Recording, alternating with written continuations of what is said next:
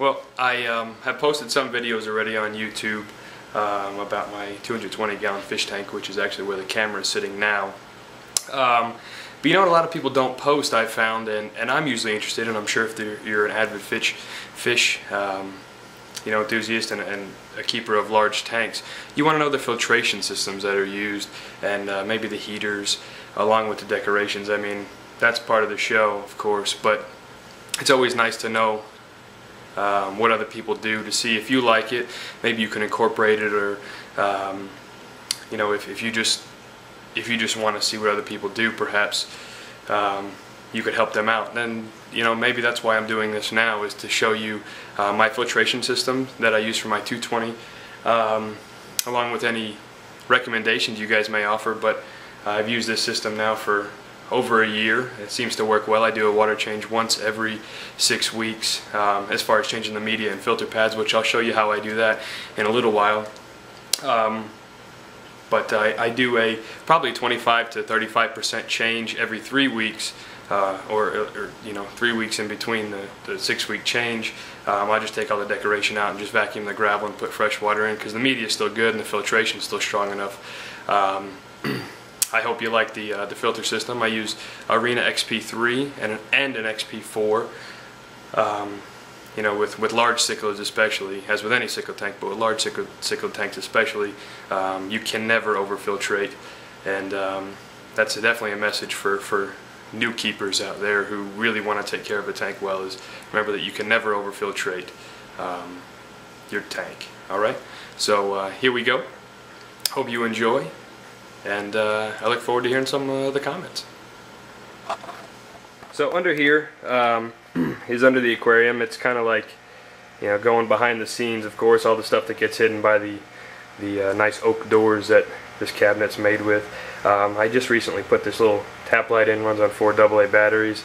Works really well. The little thing in the back there, you could see it, little black box, Sylvania. It is my timer for my lights, so that way the fish have as most natural environment as possible. Lights come on at roughly 8 a.m. and go off at 9 p.m. As these fish would live near the equator, I figured give them a 12-13 hour day, since that's pretty constant in their natural habitat. Of course, my 2 air filters, and then the filter on the right is the XP4.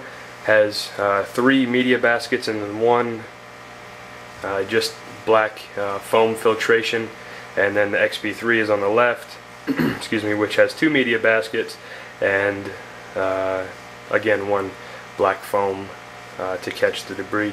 I'll disassemble it momentarily to show you exactly how my media is placed inside everything, but that's it. That's the behind the scenes of my 220. Now, before we get started, I just want to show you the media that I choose for my filters. Of course, the stress coat and the salt on the right don't really apply to the filter. It's just sitting here. But I do use API's stuff, ammo carb and ammo chips. I usually use their activated carbon too, but PetSmart happened to be out, so I just picked up 2 ammo carbs, since it'll give me more carbon. You can recharge the ammo chips. If you read the back, it gives you directions. I'll usually recharge mine once, which I already have this cycle, just because they're kind of expensive. So I'm going to put fresh in this time. Aqua Pure filter fiber is more than enough, and like I said, it lasts about 6 weeks. The only reason I could tell, actually, when it's time for me to do a change, is my XP3 will give me signs that it's not filtering properly. The flow back into the tank is greatly reduced, and that's what we're running into now. And just for anyone who may be setting up a fish tank for the first time, stress coat helps with the slime coat and remove chlorine from the water. You should always use it during water changes, and especially when you set up a tank. And then if you're going to get salt, they sell expensive aquarium salt. They rope people in. That stuff's very expensive. It's $4.99 at PetSmart. But you could just go to the store and buy Morton salt. Just make sure you see at the bottom it says this salt does not supply iodine. Iodine could kill the fish, so if you just get that, and when you go to PetSmart to pick up whatever media or filter you use, you could see exactly what amount to use for fish tank per gallon, and that's kind of what I do. It saves a ton of money. Salt is necessary for most fish. Some people choose not to do it, but it helps, I think, so I use it. Just wanted to show you guys this before we get started. Here's my tank. The reason I'm doing the water change, it's been destroyed. My pike, who maybe you could see in the middle there, he's almost 10 inches long. He is the most schizophrenic fish in the tank, and when he gets nervous, I would honestly say he's worse than my two arowanas. He'll just thrash around, and you can actually see, if you look over here, the Arena XP4 right behind my Midas, the intake valve is laying on the ground. So one of the ways I know it's time to do a water change, also other than the XP3 filter not filtering at its best, is that my pike just tears apart my fish tank. Some tricks of the trade that I've learned with big tanks like this, and again, mine's not the biggest, but for anybody keeping a big tank who's short, I'm only 5'10". I use just a little step stool, you could see here, to get way down to the bottom when it's time to really do some vacuuming. I do have a long vacuum, but I like to agitate the gravel by hand, and then of course to transport all the stuff that's in the fish tank, I use a 55-gallon trash can with wheels. It helps that I have hardwood floors to roll everything around, and of course you can see the towels on the ground because I don't want to ruin my floors.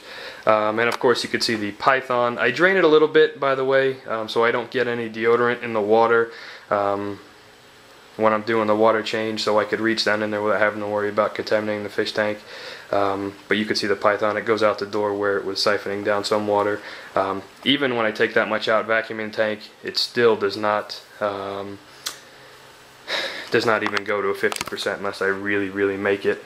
You can see I have a lot of gravel in the tank, so stuff doesn't sink all the way down. I don't really have to clean too far down unless it's a big change. I removed all of the decoration, all the slate and driftwood. I just wanted to show everyone just the fish in the tank, unobstructed, where they can't hide.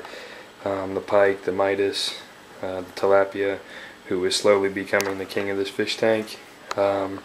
Over here my pair of Jaguars, who for whatever reason won't breed, but it's probably keeping a little bit better harmony in the tank, so that's fine. My true red devil, my white Midas, you could see him in the back. My female convict, where'd she go? She's so little. There she is in the back. And then my male convict over here.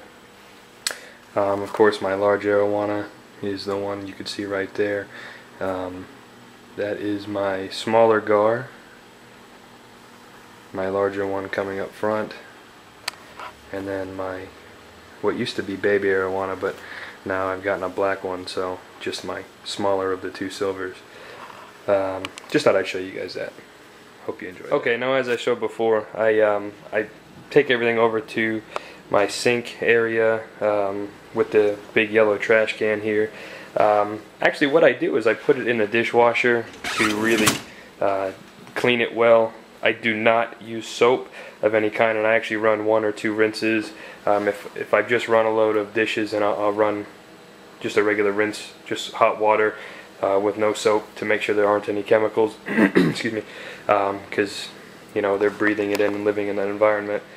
You definitely want to make sure that there are no harsh chemicals that could be poisonous to them, especially since they are so sensitive. So I'll load up my dishwasher with most of the slate. Some things like that don't fit I will wash by hand, but all the plants will go in there for about an hour to be cleaned with just hot water.